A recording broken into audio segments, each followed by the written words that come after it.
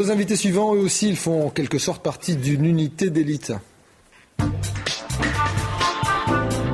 C'est pour tous ceux qui disent à leur enfant, tu ferais mieux de faire du sport au lieu de passer ta journée devant l'ordinateur. Eh bien voici, Mickaël, la preuve qu'on peut faire les deux, du sport informatique. Marc Kochinski nous présente l'overclocking. Ce sport se pratique seul ou en groupe. Et de préférence, on ne le commence pas sur l'ordinateur familial, histoire d'éviter les accidents. Regardez.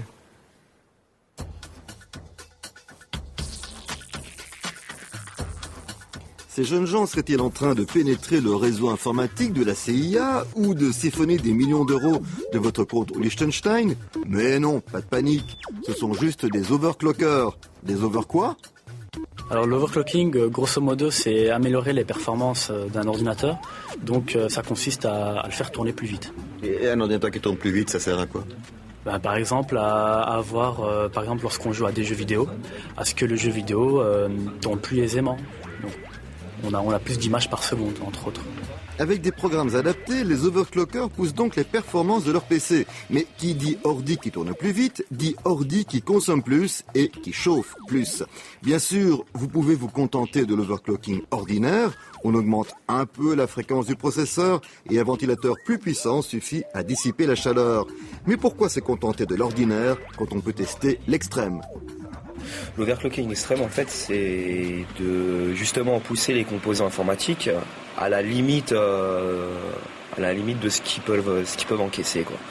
Alors pour ça, nous avons recours donc à des systèmes de refroidissement, ce qu'on appelle extrême, donc de l'azote liquide, des composants frigorifiques, en fait, des moteurs de frigo qu'on met qui nous permettent de descendre à des températures très très négatives. L'azote, manipulation dangereuse quand même ? Officiellement, c'est effectivement très dangereux puisqu'on peut se brûler et pourrait carrément perdre des membres. Par contre, quand on fait attention, il n'y a pas vraiment de risque, puisqu'il suffit de verser comme il faut, de pas être pieds nus, de pas faire le fou avec, et ça va. Bon, c'est gentil Benjamin, mais l'azote, ça peut quand même faire assez mal, à tel point qu'un de ses principaux producteurs en Belgique confirme ne pas en vendre aux particuliers. Notez, nos overclockers s'en fichent un peu, ils l'achètent en France. Et après, en route pour la compète. Nous avons des logiciels pour valider nos scores et après c'est soumis dans des bases de données qui sont disponibles sur Internet, des bases de données qui nous permettent de nous comparer à d'autres overclockers dans le monde entier en fait. Et le but c'est d'avoir les meilleurs scores possibles et d'être au plus haut du classement, quoi. En individuel, il y a peu de temps, donc j'ai eu la chance de tomber sur un processeur, un très très bon processeur, qui m'a permis de me classer 5e mondial quelques temps en fait. Pourtant, son processeur de champion, Pascal, l'a revendu. C'est qu'un bon processeur, c'est comme un cheval de course, c'est très recherché par les amateurs. Amateurs qui ne conseillent pas forcément à madame et monsieur tout le monde de se lancer dans leur hobby.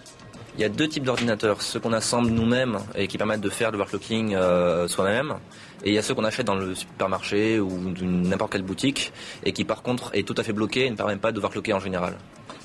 Donc c'est un peu un sport pour ceux qui s'y connaissent.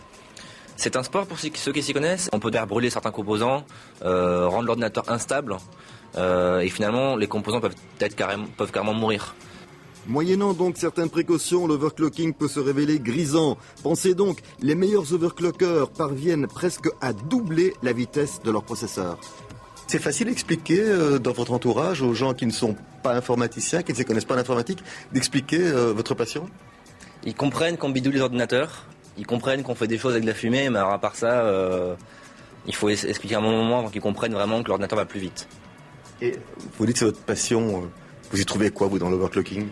C'est juste un sport comme un autre. Pas physique, mais c'est un sport quand même. Et en utilisant des éléments du frigo, on peut faire descendre la température à moins 40 degrés, c'est déjà pas mal, mais on peut faire mieux encore avec de l'azote liquide, moins 100 degrés.